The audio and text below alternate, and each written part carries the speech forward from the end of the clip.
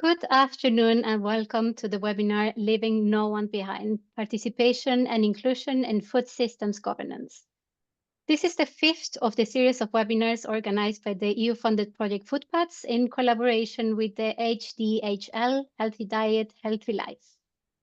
While it's not a secret that the governance plays a crucial role in shaping food systems, yet many voices are often left out of decision-making processes. And this is why this webinar aims to provide various approaches on how to make food systems governance more participatory and inclusive. In addition, this webinar aims to inspire a range of food system governance actors ranging from researchers, policymakers to people working in industry, NGOs by providing examples on food system collaboration and cases in practice. The discussions today will contribute valuable insights to the European Partnership for Sustainable Food Systems, Future Foods, helping to shape a more inclusive and effective food systems for all. I will now take you through the agenda for today's webinar. We have already started with the short welcome, and then we will go and hear from our speakers, Janas Harrington from the Cork Food Policy Council, who will be shared insights on how Cork City is fostering community-driven food policies that promote health, fairness, and sustainability. Then we're going to jump in here from Anna Bruen from ICLEI and also partner of FOODPathS, who will be presenting the key takeaways from the FOODPathS mirror groups and their focus on inclusivity and multi-stakeholder engagement. Finally, we will travel to Brazil and we're going to meet Juliana Tângari from Instituto Comida do Amanhã, which I think it's Food of Tomorrow.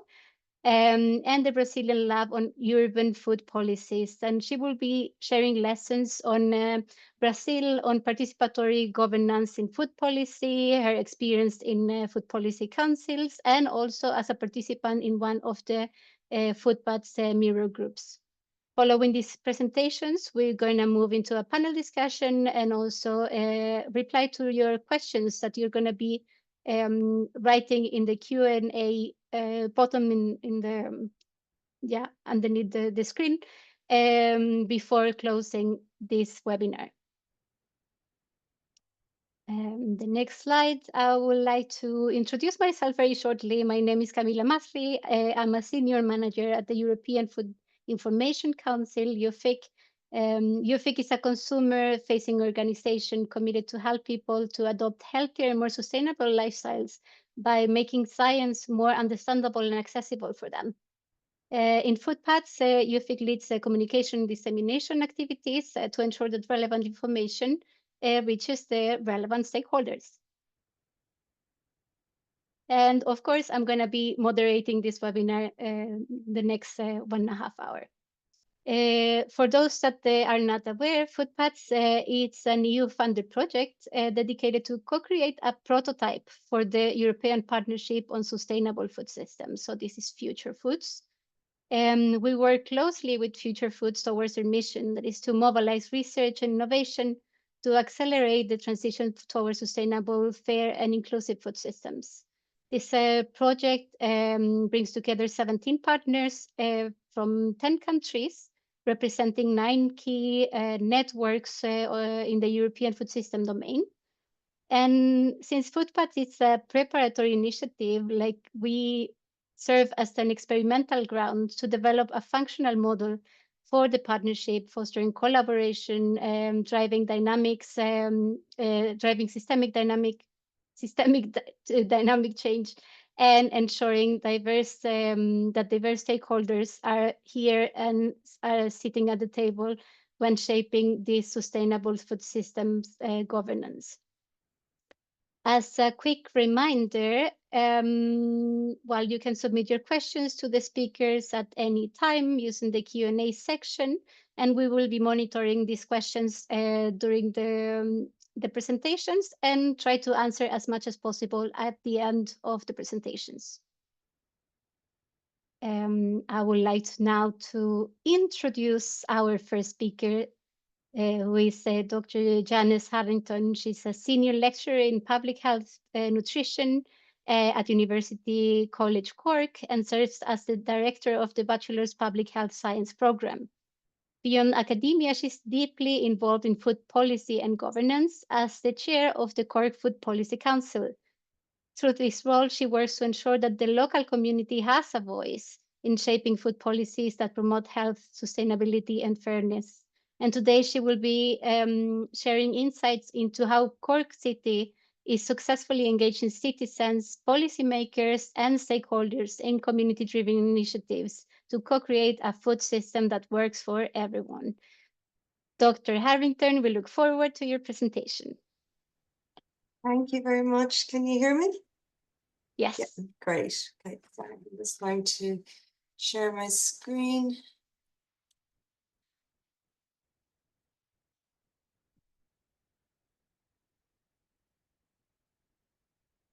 Can you see that? Yes. Yes, okay, great. Thank you very much. And thanks for inviting me to be with you today to speak about our work in the Cork Food Policy Council. Over the next while, I'm going to try and give you, over the next few minutes, give you a very brief overview of who we are in terms of the Cork Food Policy Council and some of the work that we're doing in developing a food strategy for the city. And I'll finish up with some lessons learned and some considerations. I suppose before I begin, and somewhat aligned with the theme today, is just to, I suppose, to highlight the challenges that we all face in terms of complexity, and that for many years dealing with issues from separate silos, we know it doesn't work, and it creates barriers and conflict, increases inefficiencies, and this is at national and also at a local level. So this is one of the things that we're doing in the Cork Food Policy Council, is trying to break down these silos and working collaboratively across disciplines and with our communities to, I suppose, to cross-pollinate our discussions, our conversations, our ideas, and having our communities at the heart of those discussions. And also, I suppose, recognising that we need to find a common language and to recognise that both human and planetary health are two sides of one coin, and together play a critical role for co-creation. And I suppose this is at the heart of what we're doing, or what we're trying to do in the Cork Food Policy Council. So Cork Food Policy Council was established in 2013, March 2013, as an interagency structure. It seeks to influence local food policy to follow best practice in developing a healthy and sustainable and resilient food system. And we do this, and we're trying to do this by supporting new partnerships in Cork between statutory, community, voluntary groups, educational institutes and businesses to promote knowledge, skills and experience around food. And I suppose to celebrate food, and in Ireland, food, Cork is very much seen as food is very historical in Cork, and it is seen as the food capital of the country. So it's about it as much as celebrating it as is core, is very important to our work. We're also advocating for innovative community food initiatives to seek improvements to the food system and improving equitable access to good quality food for all of our citizens in the city. And I suppose advocating for innovative food community food initiatives is at the heart of what we do, at the heart of our everyday work. And these are some of the agencies that we work with. It's not, they're not all of them. And we've Cork Healthy Cities. Cork is a WHO Healthy Cities in the Healthy Cities Network. We've our health services. We've some of our retailers and community groups at the university and our academic partners. So, and central is Cork City Council. So working in partnership across these areas. And I suppose one of the things that we recognise in the Cork Food Policy Council is that we know that health has a role in the food system, but as evidenced hopefully there by some of our partnerships, our efforts are, we're trying to broaden that, and our efforts have been to develop the roles of these other sectors outside of health within the food system, and having that as key to the discussions that we have. Our work is structured around our values of promoting health and well-being for all, harnessing a thriving local economy, understanding and recognising the importance that people need to live as well, and to have an income in terms of from our food growers, for example. Empowering resilient, food-friendly communities and promoting lifelong learning is very important to us.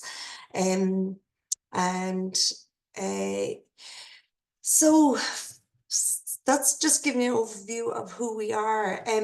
As I'd mentioned, the Food Policy Council was established in 2013, but up to now we haven't had a structure or formal food strategy for the city. We've been doing a lot of work on the ground, a lot of I suppose work within communities, but up to now, I suppose we've recognised, when COVID hit, a lot of that work paused for reasons that we can all understand, but we didn't have a formal structure in place. So now there's been a number of things aligned between funding and personnel, structures within City Council, and also I suppose City Council recognising the need to have a food strategy for the city.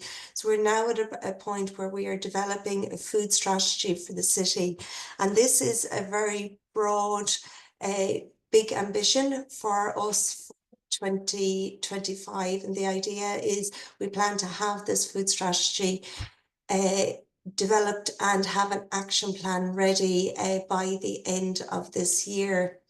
Key to this work and the development of this work is working with and communicating and open discussions with all of our stakeholders in the wider community. What we're talking about here, when we talk about community, we're talking about a bit broader than what we'd think of in terms of our, traditional communities or our neighbourhoods. So we have all of our neighbourhoods and communities across the city, but we also have our communities of food growers, our communities of retailers, so the other key stakeholders across the city. And what we're currently doing, or we've just completed, is a mapping of these key stakeholders and the existing policy actions in the city. So as I've mentioned, we didn't have a strategy, but recognising that there's a lot of work ongoing within Cork.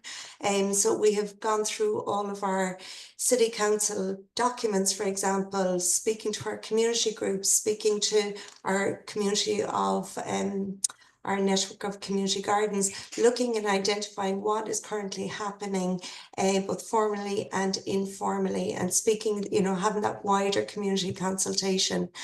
And we are developing, and we're in the first stages of developing a sustainable food hub. So we have a test incubator site established, a 1 acre site, where we have identified. So one of the pieces of work that we're doing is, we're identifying what we would see as vulnerable communities. And one of our vulnerable groups or vulnerable communities that we've identified is our food growers. And and speaking with our food growers, one of the key challenges is access to land, to be able to grow healthy, delicious, sustainable food, and to be able to provide that through short supply chains for the city. So one of our flagship projects for this year is we've identified 1 acre of land and subletting plots of the land to growers to as a test site to develop a test community market garden.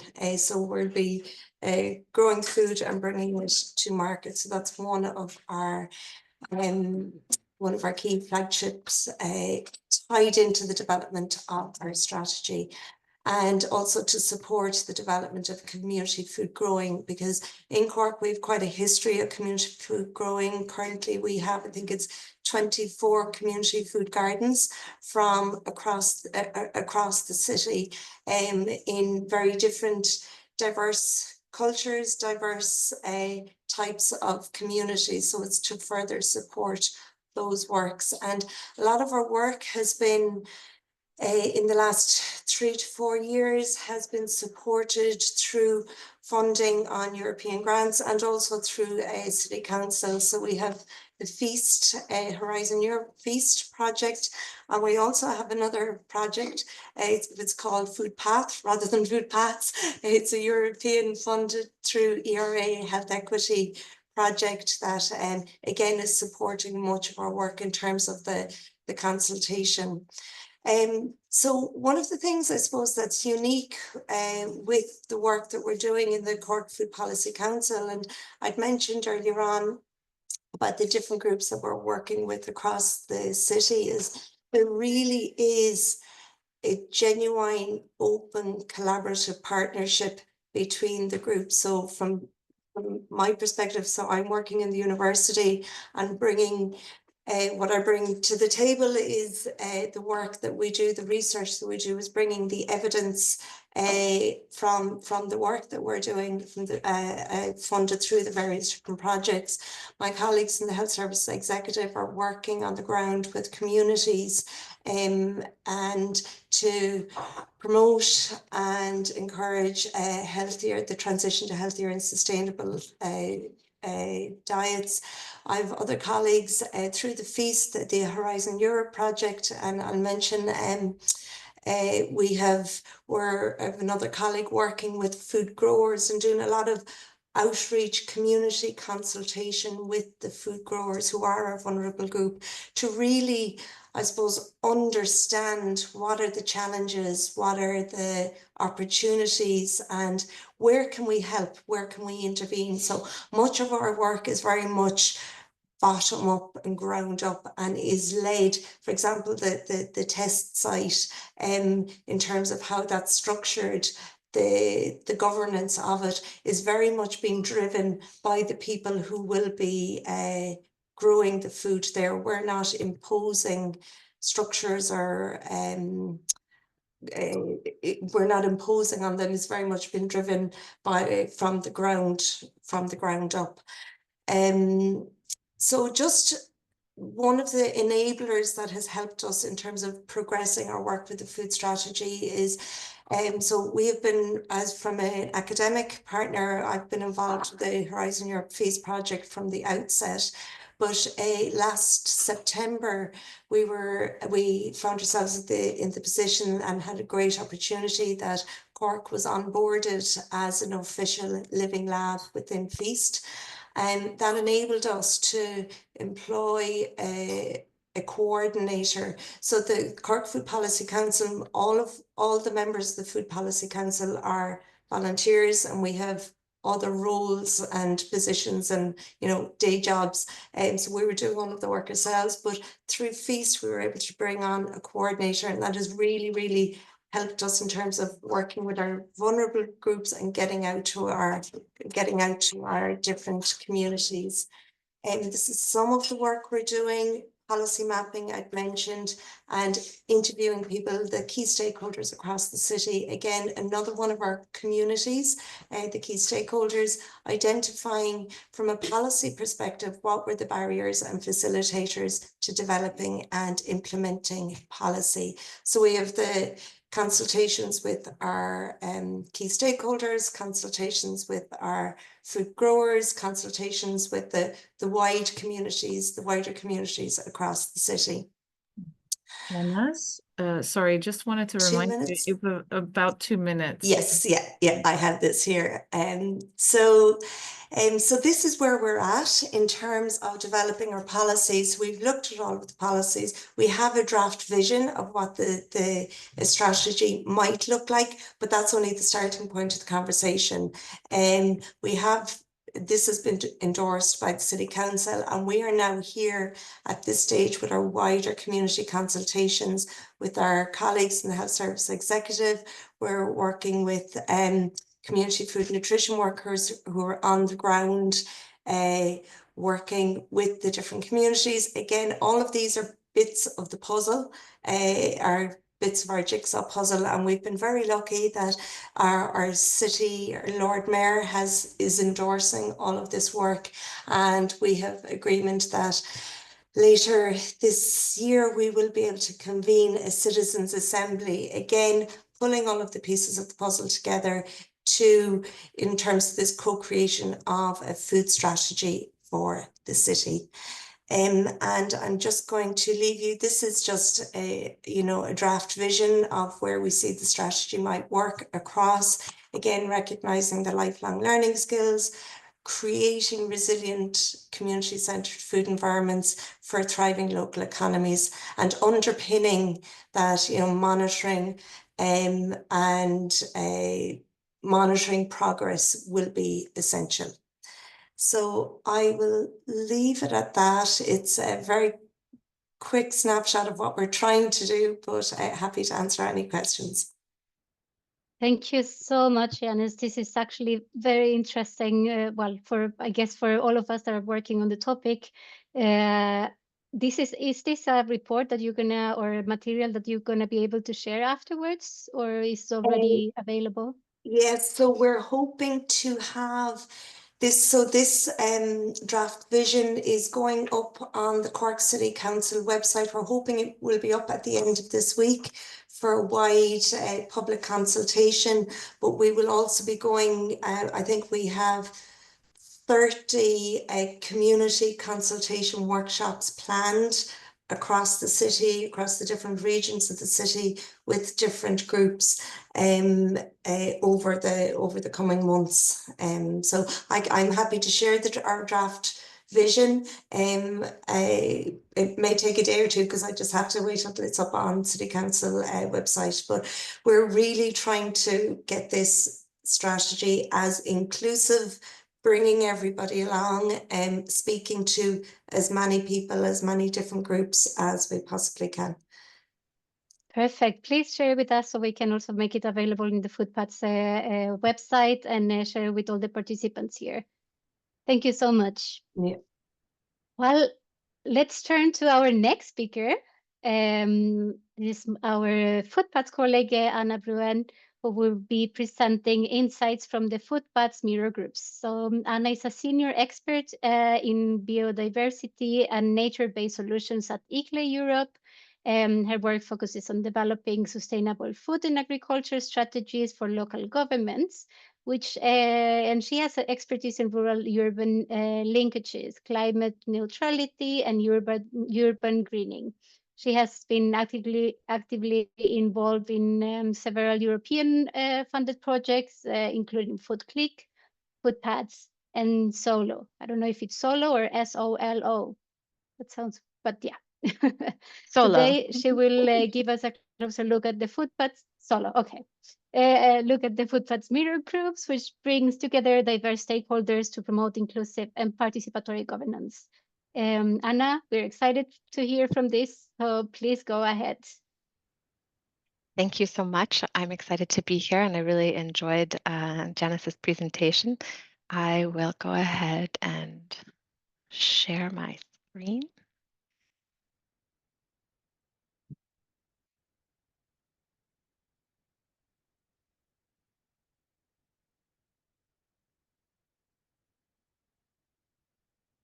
And do you see my screen okay? Perfect, we do, yes. Yeah. Wonderful.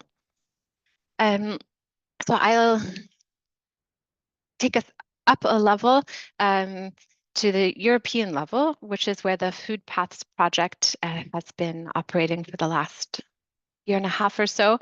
And our role is looking at, within the FOODPathS project, how can we increase participation and get more voices into the conversation about what a European level partnership for food system transformation could look like.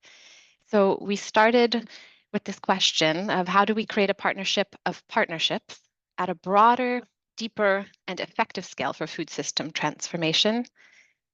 And we had this bold and visionary opportunity to think about what an ideal European partnership would look like as a network of many smaller scale partnerships. How would it be governed and what tools and agreements need to be in place? So as Camila said, it's developing the prototype for the Future Foods Partnership. So we got to ask this question of what would it look like ideally to make these recommendations? And to do this, we thought, okay, well, we need feedback from very different actors and stakeholders from very many places to get an inclusive perspective if we're talking about how to develop an inclusive partnership. This was our pragmatic, logical conclusion. And then we looked to the literature and reviewed 34 articles looking at food system governance for sustainability, looking at current barriers and potential solutions, things like participatory, collaborative, and democratic governance models, talking about strategies similar to what we just heard from in Cork.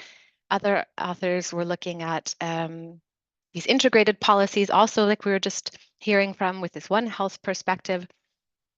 And so these three main elements of governance emerged from what we were reading, looking at the interactions between diverse actors, making sure there's checks and balances in place for food system partnerships, and then of course the informal rules and norms, the values, and the practices that set the scene for the partnership. And then when we were looking at this, we said, okay, really it's about orchestrating all of this, and this fourth element of managing the relationships between this diversity. And so how do we bring that all into a conceptual framework that then can be operationalized?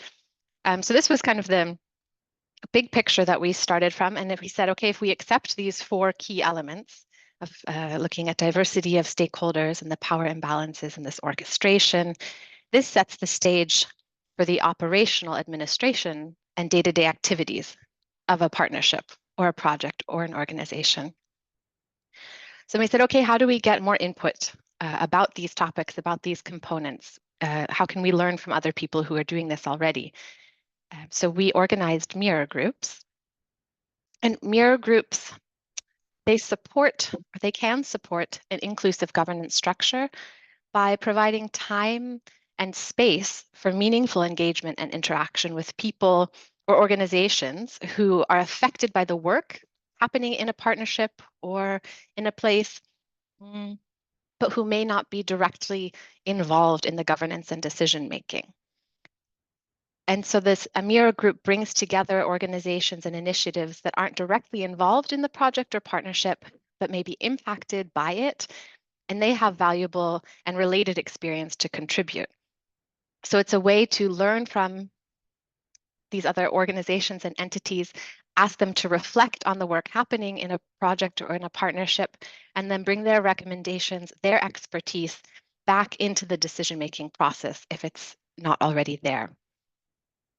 And there's benefits can be that then maybe the partners who are in the mirror group eventually engage more in the partnership or the project. Maybe they stay more on the outside.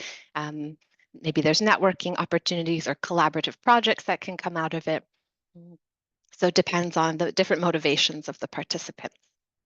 And what this looked like more concretely for the FOODPathS project is we organized, well, we first asked our partners in FOODPathS to invite or to consider who in their network, since we were a network of networks, are working on related topics at the EU level or within the EU at a member state level or at a local level, and also globally.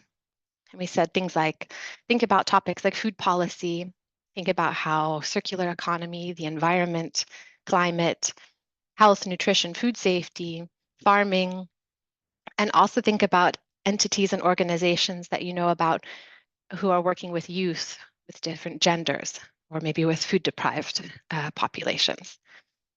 And then we had 3 meetings. We had one just with the organizations working within the EU or focused on the EU. We had one with the organizations working outside of the EU. And then we had one where we brought them all together And the purpose of these meetings were to reflect on the work being done in the FOODPathS project, look at how can we develop a governance model for a European level partnership that is inclusive of the entire food system. And we had many conversations from, okay, well, local food systems, regional, European, global food systems. How do we get these different perspectives and best practices and learn from the challenges or identify areas for growth or failures that we can learn from? And what we noticed, and then we will have an in-person meeting with everybody all together, those who are able to join us. What I do want to note is that the people and organizations who did participate in the FOODPathS mirror groups either had, I would say, like a personal passion or strong personal interest in what we were talking about, or a mandate for this higher level work, working at kind of a more European scale or outside their geographic areas where they usually work, or were from larger organizations. And we would have liked to have been even more inclusive of underrepresented groups and smaller organizations. However, I think it's important to recognize our own resource and financial limitations.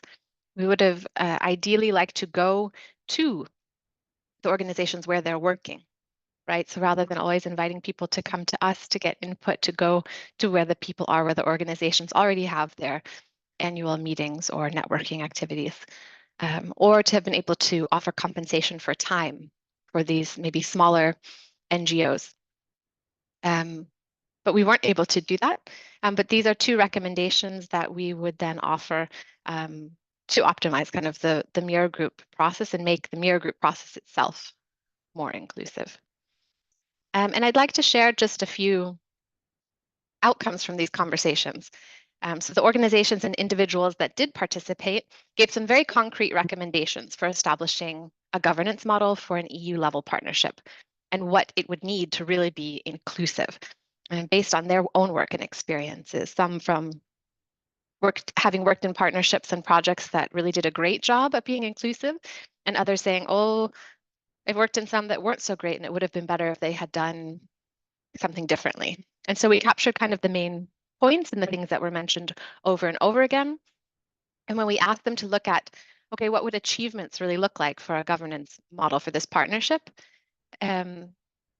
One key component that came up over and over again is that including historically marginalized groups and small scale actors, both from the private and public sector, would be addressed. They would be represented in the partnership and the decision-making process. That people would feel and organizations would identify and align with common goals. So again, moving out of this kind of siloed working sphere, but feel responsible for shared achievements and shared goals.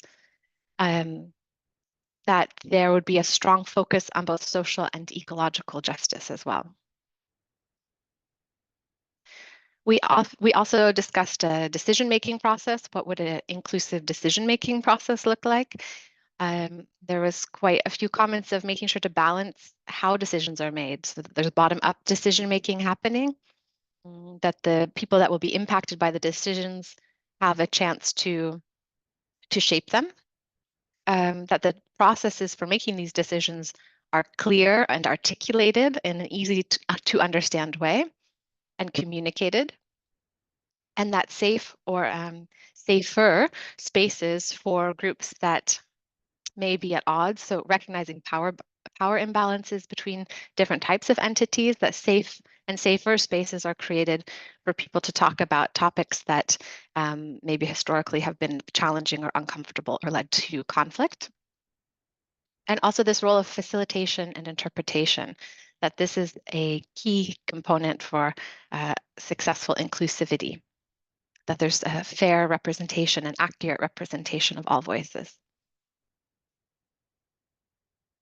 We also asked, okay, so how do we know if we've been successful, if these different governance models are in place and these different communication processes are in place? And one of the points was that the communication strategies and channels should be far and wide, should all be used, that the language should be simple and easy to understand, and there should be a lot of storytelling. and that when a decision is made, so back to that transparent decision-making process, so it's clear that after the decision is made, communication goes back to the individuals or organizations that were part of that process, and the final decision and logic for why it was made is communicated. And that to really have an inclusive partnership, it's important to meet in person and online, and that there's continuous feedback. So it's important also not just to have formal feedback, but also this passive feedback and networking and active engagement and ongoing participation is also critical for these more inclusive spaces where people from very different stakeholder groups might come together. So I will leave it there. I just wanted to share a few outcomes from the FOODPathS project and how we're trying to approach a more inclusive partnership at the EU level. Thank you very much, Anna. Well, as a part of the project, I was already aware of these results, and I think it's very important. I mean, it's a good start. It's a good material to provide to the future foods, and also for any other partnership or organization that would like to have a more inclusiveness in their decision-making process. I will now jump to our third speaker, and I'm going to invite you all to take a trip to Brazil. So here it's our next speaker, Juliana Medrado Tângari, who will be sharing insights on food policy councils in Brazil and her experience with the FOODPathS Global Mirror Group, because she participated in one of those. Juliana is the co-founder of the Comida do Amanhã Institute and director of the Brazilian Lab on Urban Food Policies. She's a key voice in urban food policy, bringing extensive experience and in fostering inclusive participatory approaches to food governance. Brazil has been a pioneer in multi-stakeholder collaboration, and Juliana will share valuable lessons from local and national initiatives that are transforming the way food policies are shaped. She will be also highlighting her experience, as I said, in the Mirror Group and showcasing how international collaboration can drive meaningful change in food systems governance. Well, Juliana, we're eager to hear from your experience, so please go ahead. Thank you. Thank you so much, Camila. And thank you all. Thank you, ICLEI and all FOODPathS team to inviting me to join you today. I'm very glad to be here. So let me share my screen. Please let me know if you can see it and hear me. We see well. it. Yes. Okay. Okay. Thank you so much. So Camila has presented me, but I would just present briefly our work in Comida do Amanhã in Brazil. So we are a Brazilian think tank, so we work mainly in Brazil with urban food systems and the urban food agenda. And we are an organization, a civil society organization that has these three main areas. So we have our programs by which we work with cities, directly with cities. We have an intelligence area by which we produce content and share the knowledge we are getting from our experience. And we advocate for better food policies, especially in Brazil, but also in the global arena, in the sense that we are always sharing the knowledge that we gather here. And the main program, or the key program of Comida do Amanhã today, is LUPA. This is an acronym in Portuguese for the Lab on Urban Food Policies. And I will give you this overview. Okay. So this is a partnership that Comida do Amanhã has with ICLEI in Brazil, and some supporters from philanthropy, some supported by FAO, and with a lot of academic institutions as well that provide us knowledge on specific food policies to share with our with our members or the partners of LUPA. So it was launched in 2021, so we are now completing 4 years of this program.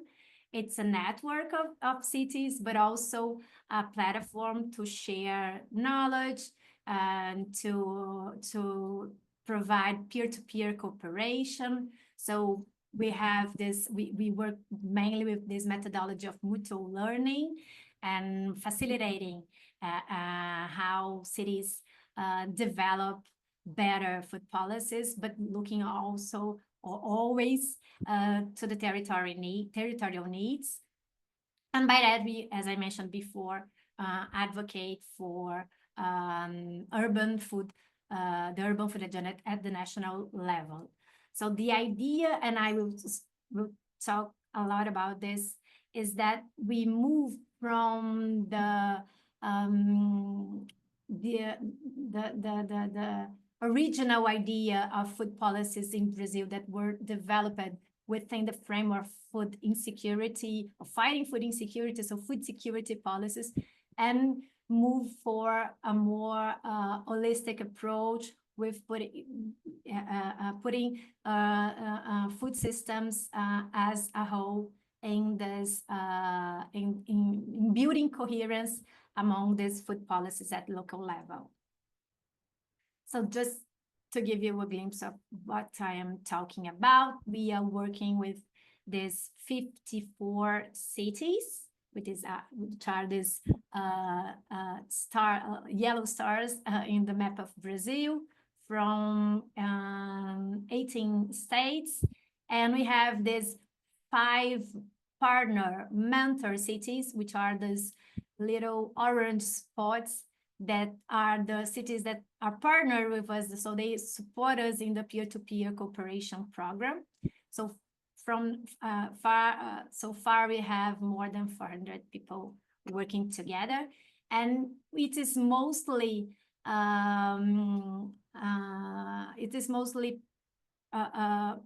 members from local government, so from the city halls, a lot of different sectors and offices, so it's not one department only. And we have a lot of representatives of the civil society organizations of these cities through their food policy councils, and I will show you this in a while. And by now, LUPA has been acknowledged by FAO, by IPES Food, and by the HLP, the high-level panel of experts of CFS, as a blueprint of innovative force for food systems transformation at local level in Brazil. And from this experience that we gather working with LUPA, but not only with LUPA, all the work we are doing, Comida do Amanhã, with this food systems approach oriented for city level food policies, we were invited to join last year this urban agri-food system global community that FAO and ICLEI are trying to build or to reorganize. And I was very honored to be invited, at Comida do Amanhã, to be invited for these 2 mirror groups sessions on September and on November. And we also joined the School Meals Coalition as other coalitions that we are part of, but always with this idea of bringing the knowledge, the experience that we have on the ground here to share it with the global community. And it's interesting to see when we are among these actors in the global community, how similar can be our challenges.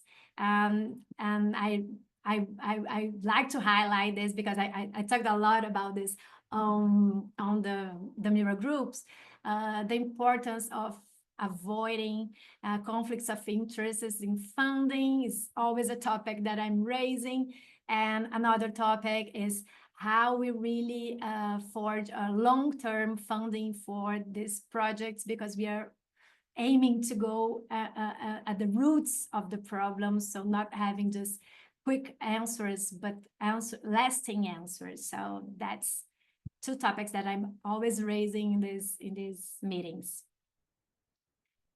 Okay, so now I would try to give you this overview of how this model works in Brazil, of multi-level governance. And you see that the name, it was developed in the early 2000s, and it was launched with the idea of supporting a national system for food security policy, food security and nutrition policy.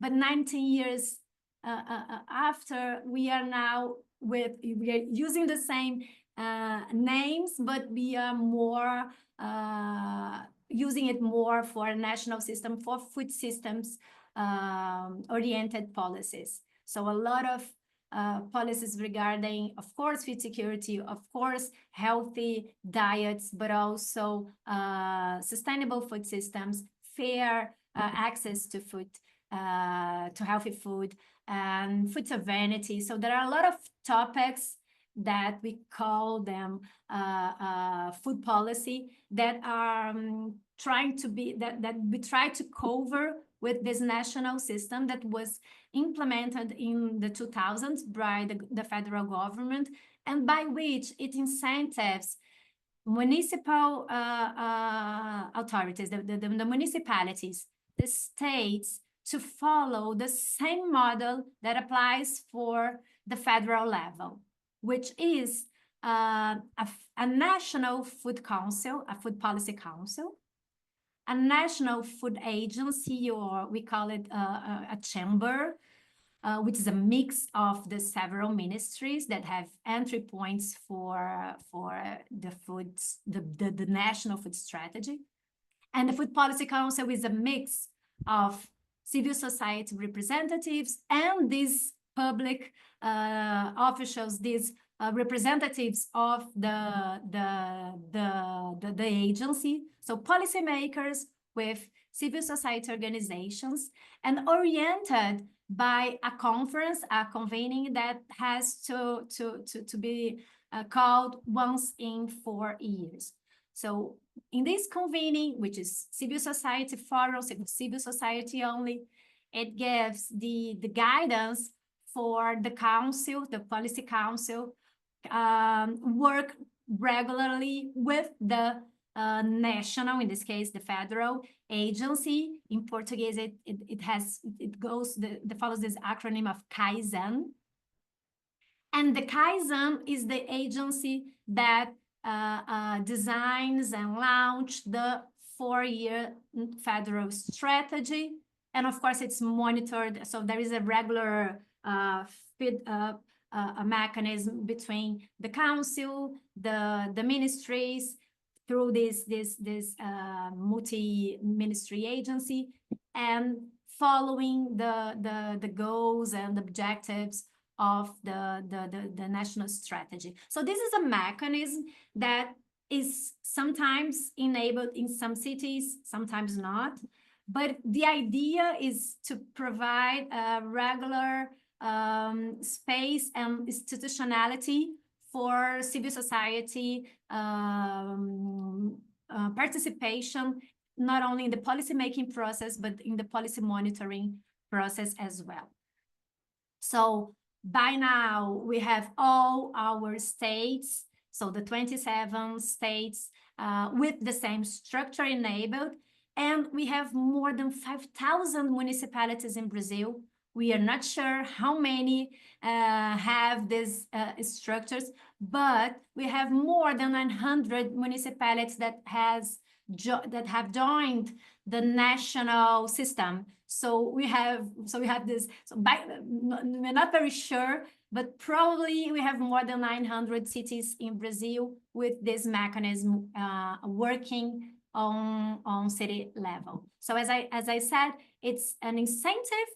They are not bound to do it, but we have now 19 years of the systems working with a gap of 4 years when the federal government closed the system, but we relaunched it into 2023, and it's working. And I believe it's a very concrete modeling for supporting a regular participation of social participation, participation of civil society in the food policy making process.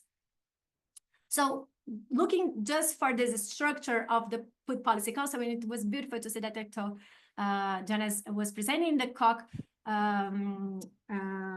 Policy Council. I'm not sure if the structures even use the same name. I'm not sure if the structures are exactly the same, but the Food Policy Council in Brazil usually goes by these rules. Its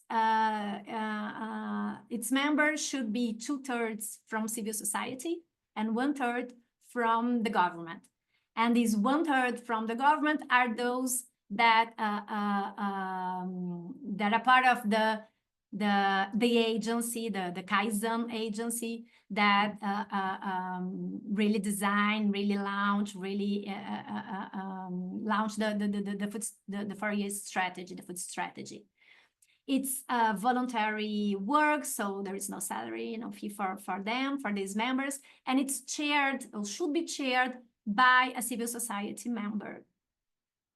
And although it's a mixed participation, and with this pro-civil society higher voice, if I can say it that way, it should be funded by the government. So it has to be at least a secretariat or something to organize this.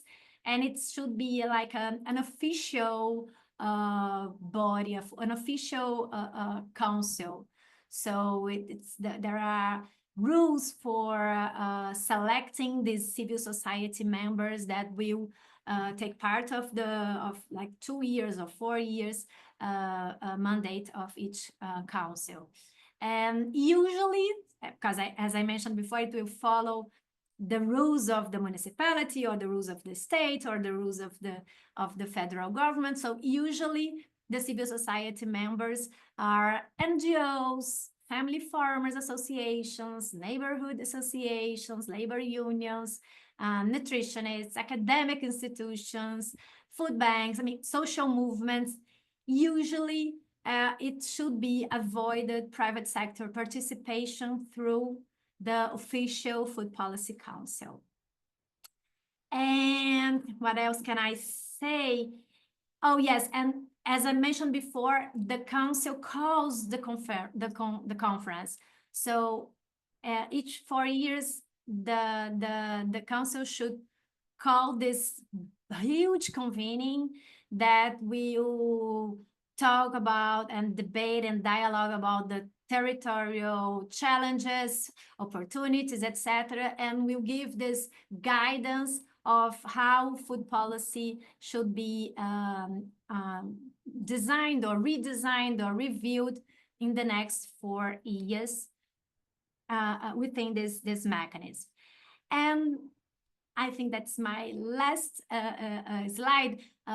For us, it's so important, as I mentioned before, it's so important that to have cities enabling this mechanism of civil society participation, that every city that joins LUPA, that is selected to join LUPA, we invite their Food Policy Council to be part of the LUPA also.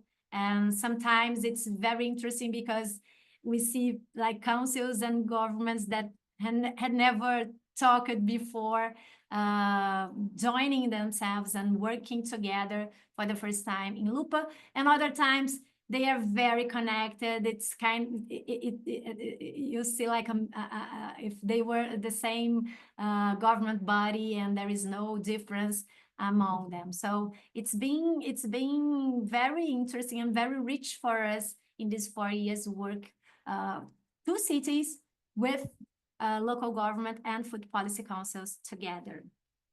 And I will close and stop here. And of course, I'm open to answer whatever you want to ask. Thank you.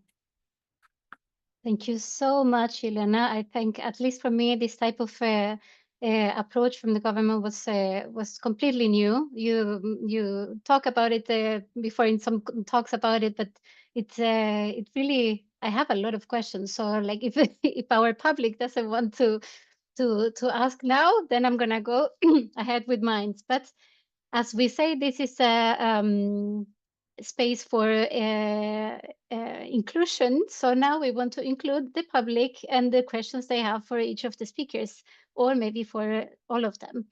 I see there's some questions that were answered. Okay, we can go to the open questions. This is Food Council.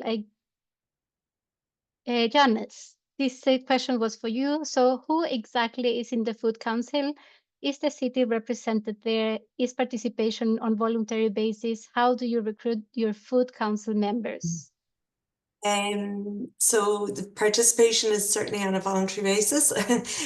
So we have representation from academia. So I'm there with from the School of Public Health. We've representation from our health service executive, our city council. We have a city councillor who actually currently is the current city Lord Mayor. We also have representation from the community sector, our food growers, food producers, our community garden network, some of our retailers across the city, some of our businesses.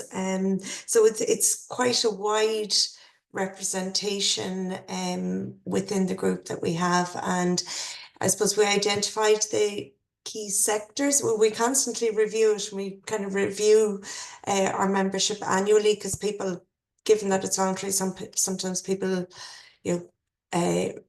have capacity issues. We do review it annually and look to see what sectors are missing or may have dropped off, and we'll identify people that, I suppose we're lucky in that Cork is a relatively small city, so and Ireland as a whole is relatively small, so it's easier to know the people, or to get in touch and contact with people. Thank you so much.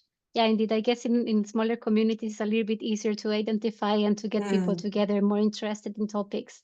Yeah, and I should say we have very good buy-in from our city council, and developing a food strategy for the city was tasked to the Food Policy Council as part of the local economic and community plan in the most recent one. So that has given us a bit of standing for that and for our work.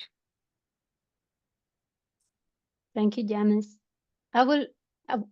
There's some other questions, but related to this, I would like to see if Anna or Juliana would like to add something in terms of like, how do you find the representation, and how, if you see differences when the cities are smaller or are bigger, or...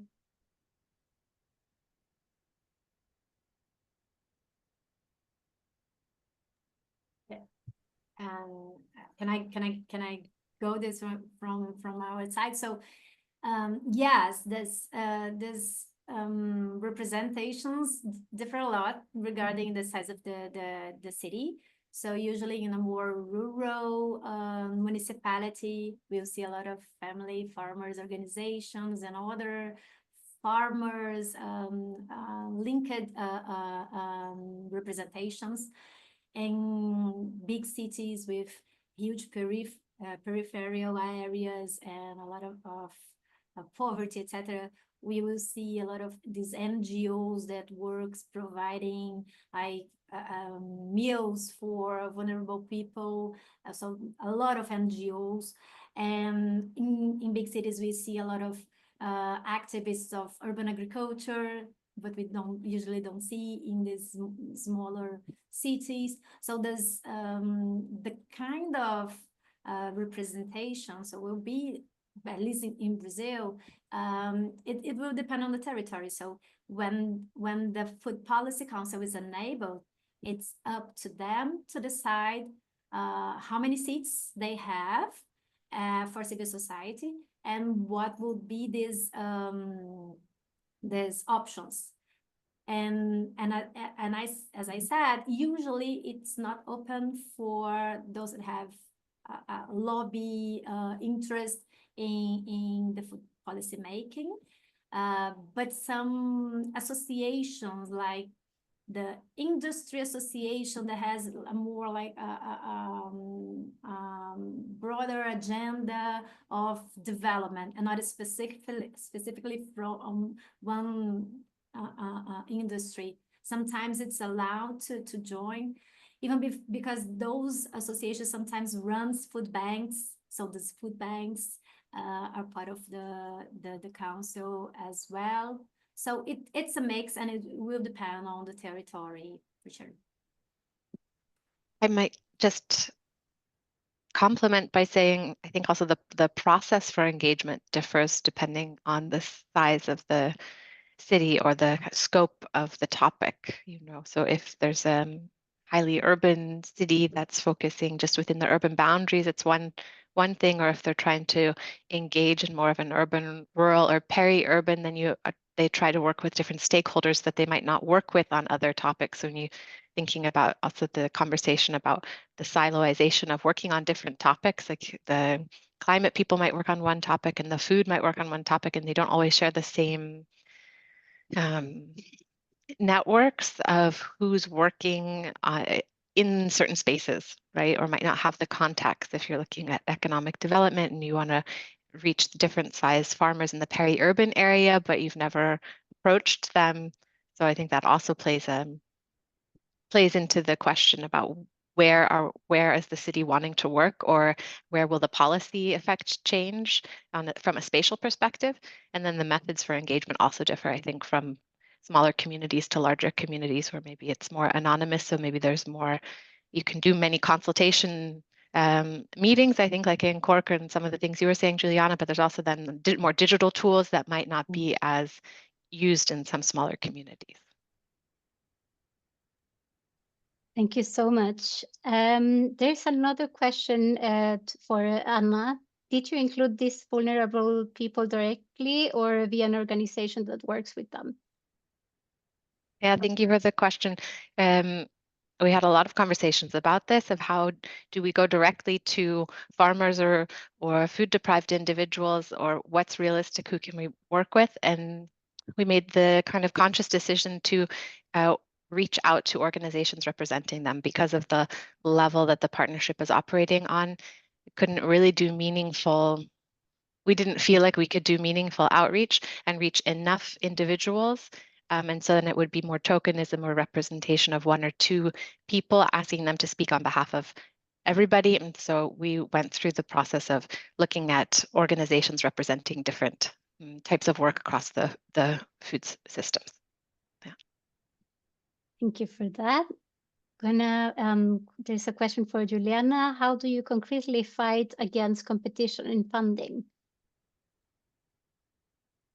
You mean funding for us or funding for policy councils? I believe it's funding for CSOs, probably. So if it's funding for CSOs, it's easy to answer. We partner a lot, so we never do anything alone. We try not to do anything alone.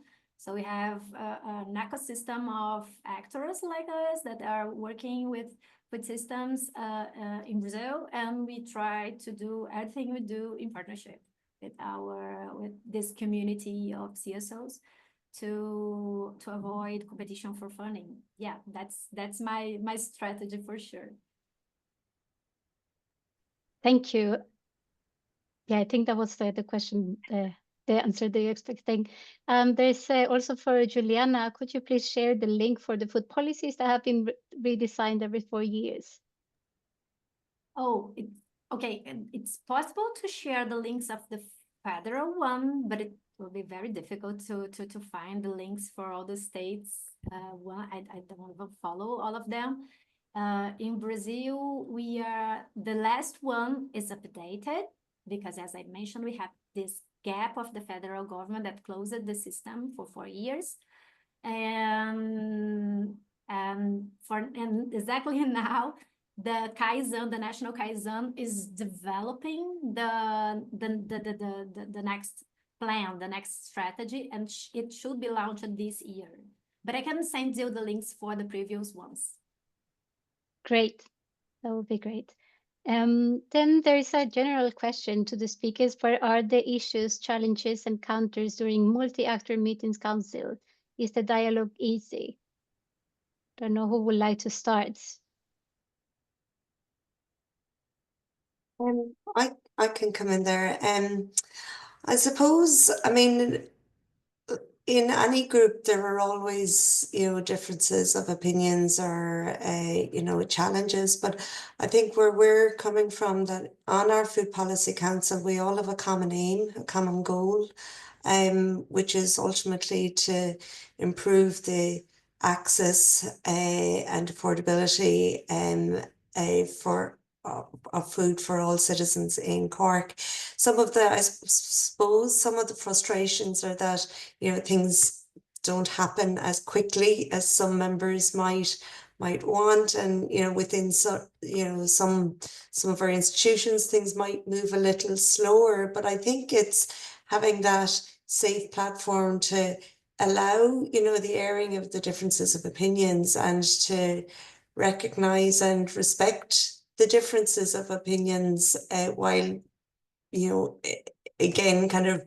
having, I think, the clear common goal, I think helps there. So we haven't encountered too much conflict, but maybe we're just too similar with the same goal around the table. But I think that is important. And I suppose there were, prior to my involvement with our Food Policy Council, that there were many years of work put into developing and nurturing the collaborations. So they are, when I said at the outset, they're genuine collaborations, and the people who are at the table genuinely want to work together towards that common goal. So I think that helps. May I add something from our side? Because I'm not sure how are you coping with this in Europe, but in Brazil and probably in the US too, we are living this very polarized world. So it's always difficult to dialogue. Dialogue is not easy anymore. And so I do believe, and that's what we are doing, Lupa, that we have to have facilitation methodologies, very specific methodologies for facilitating dialogue. It's not anymore like putting everybody in a table or in a meeting or in a room and let's talk, because usually it ends up very bad. So using these methodologies that will facilitate a dialogue, as Janas was saying, finding common goals, finding common interests and narratives, so avoiding the most polarized narratives, it usually works. But we really need to invest in facilitation, because the dialoguing, it's not easy anymore. Yeah, I think both of what has been said is accurate, right? If you have a common goal or a reason to come to a meeting, then that really helps. And without a methodology or a process, then you can't really reach across the table anymore, I think. Or creating those spaces, right? Like safer spaces or conscious spaces of why we're coming together, what we're going to get out of the meeting, so that everybody sees their role coming into it. But I think it is a challenge.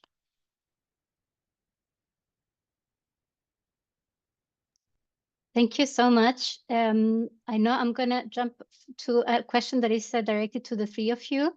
I just want to remind that the questions that are not, we don't have to address now.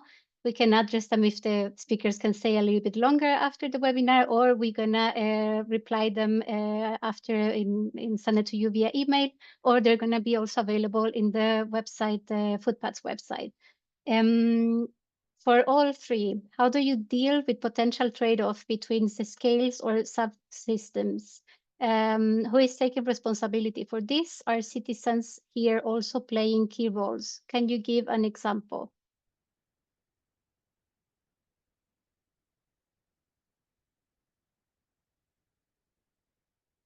It's a difficult question, it seems. Okay, let's go how do you deal with potential trade-off between the scales or subsystems? Maybe Let's start there. I should say something, and then it gives Janas and Juliana an opportunity to think of a concrete example, maybe from the work that they do. But I think it's first recognizing that when we're talking about transformation, that we want to find the synergies and we want to find the co-benefits, but there's going to be trade-offs, and recognizing that, and it's not easy, right? And we don't necessarily have a process to say, okay, one group is going to have to give something up, and are they willing to do that? Sometimes yes, and then okay, great, that's easy. But if they're not willing to give it up, then that's where you how do you have these delicate conversations that we were just talking about in these polarized rooms? And how do we create systems that can support do we need to, and can we create systems to support the entities or organizations that are giving something up, to make it through the transformation or the transition of whatever we're talking about? I know this is not the next part of the question was, okay, can you be concrete? Which is always the case, but I think this is something that on the bigger scale we've talked quite a lot about in FOODPathS, and how can we come up with concrete methods or processes to support when there are trade-offs, kind of this counseling people out of giving something up because it's for a larger good. And that's where you have then a vision. You just mentioned that we have common goals, or you have a common vision that's even bigger than me as an individual or me as an organization, but I'm part of this group moving towards something even bigger, then it becomes easier to say yes to something that in the short term might mean that you have to make some compromises, right?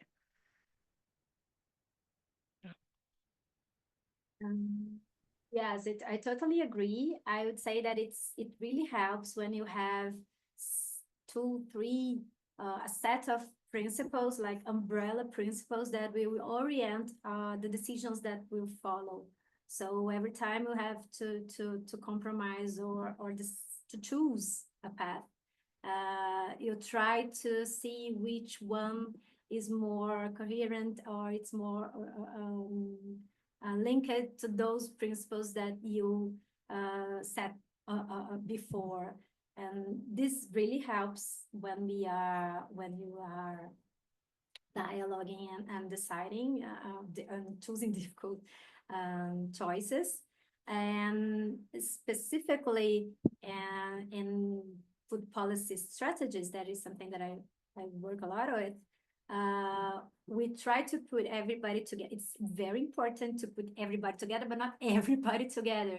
So how you choose those main co-responsibles, and I mean by the offices, the government offices. So you put the Secretary of Health, the Secretary of Education for the school feeding policies, the Secretary of Social Systems, the Secretary of Development, etc.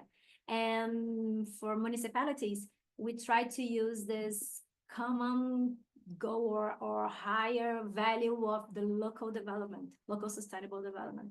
So how we move everybody together for a better scenario of local sustainable development.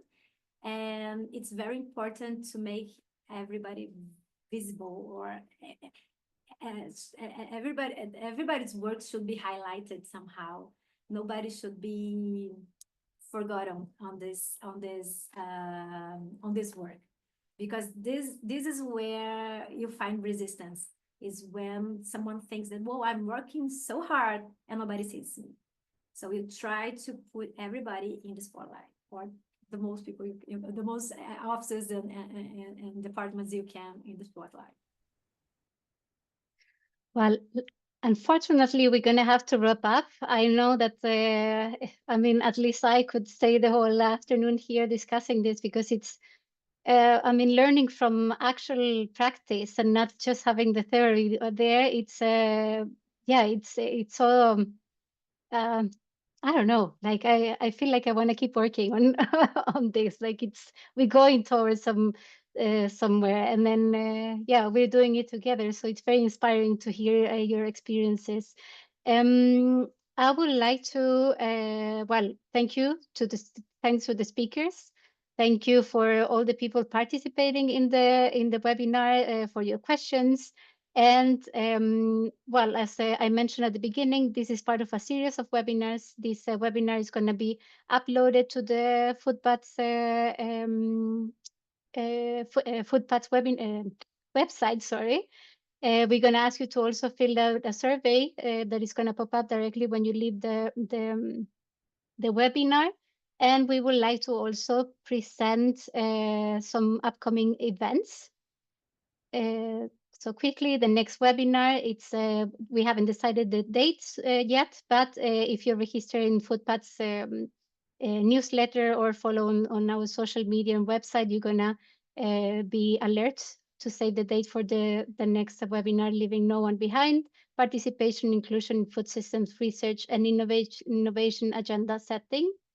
And important event, FOODPathS Festival. Please save the date. This is going to be in Brussels. This is the festival in which we're going to actually present you this prototype for the partnership that I mentioned at the beginning of the session. And yeah, we're really organizing and preparing everything to make this and not just a conference, but a real nice experience where we can all share yeah, our expertise, our questions and so on through presentations, workshops and other fun activities.